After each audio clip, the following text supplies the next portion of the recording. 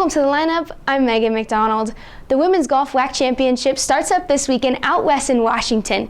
The coaches poll was just released the other day, with the defending champ New Mexico State picked to win it all once again in a vote by the league's head coaches, who, might I add, could not vote for their own team. The Aggies won last year's title by 34 strokes and the 2014 title by a little closer of a margin, 6 strokes.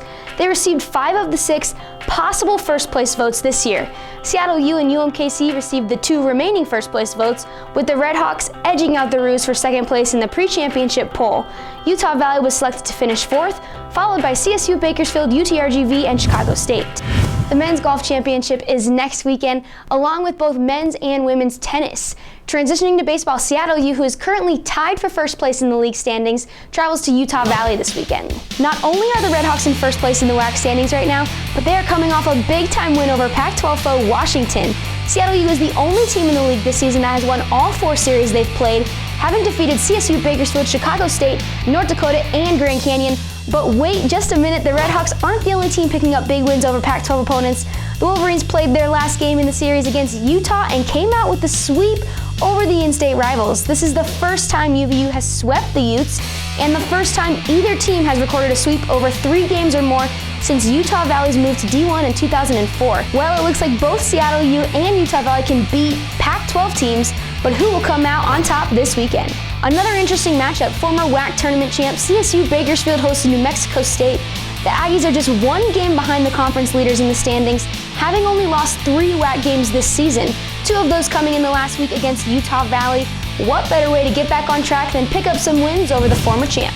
With the WAC softball tournament coming up, it is crunch time for the ladies to fight for the best possible seed in the tournament. So let's take a look at this week's matchups. New Mexico State is on fire right now. The preseason favorites are proving just why the coaches around the league voted them to win the championship. The Aggies are 8-1 in conference play, with the only WAC loss coming from Grand Canyon in the first game of the series. They then came back the next 2 and took the series. Then they went on to shut out UTEP a few days later, 12-0 in just 5 innings. New Mexico State looking to keep things going as they host CSU Bakersfield. Everyone wants to dethrone the champs, so we'll see what the runners can bring to the field this weekend. Other key matchups, Utah Valley is set to host Grand Canyon, and UMKC travels to Seattle U. GCU is tied with NMSU for the most wins with 29 right now, and currently leads the conference in team batting, averaging a .347. UMKC also looking good thus far. The Roos are 7-2 in the WAC, which puts them in 2nd in the league standings. Head coach Meredith Smith-Neal picked up her 200th career win last week with her team's 9-6 win over Utah Valley. Lots of action on the WAC Digital Network this week. Take a look at what you can stream live on phones, tablets, and computers. 6 games total this weekend, starting with baseball. Utah Valley hosts the current WAC leader Seattle U, CSU Bakersfield hosts New Mexico State, and lastly UTRGV hosts Sacramento State. Looks like the top 3 teams in the league are all on the road and all on the WAC Digital Network. Over in softball, the first game on the weekend is CSU Bakersfield traveling to New Mexico State.